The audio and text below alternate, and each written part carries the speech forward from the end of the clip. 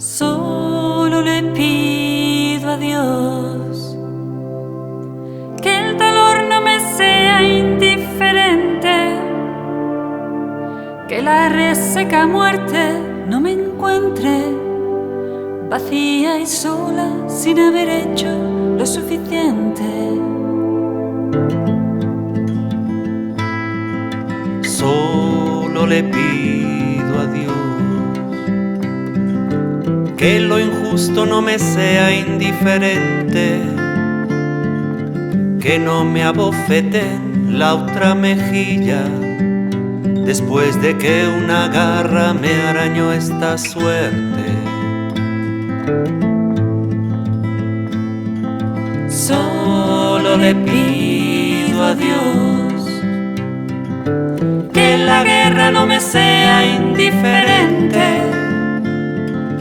Es un monstruo grande, pisa fuerte toda la pobre inocencia de la gente.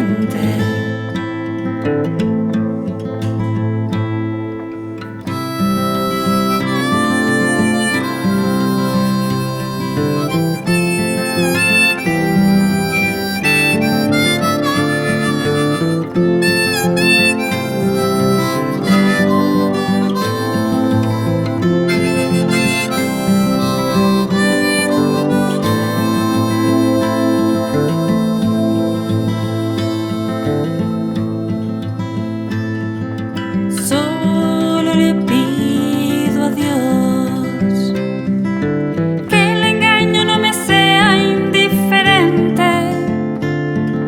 Si un traidor puede más que unos cuantos, que esos cuantos no lo olviden fácilmente.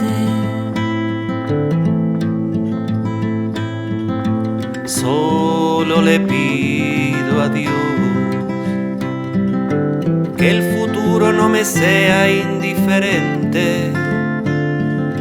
Desahuciado está el que tiene que marchar a vivir una cultura diferente.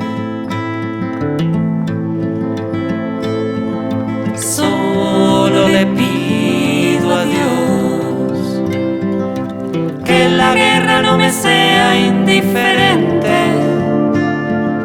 Es un monstruo grande, pisa fuerte toda la pobre inocencia de la gente. Es un monstruo grande y pisa fuerte toda la pobre inocencia de la gente.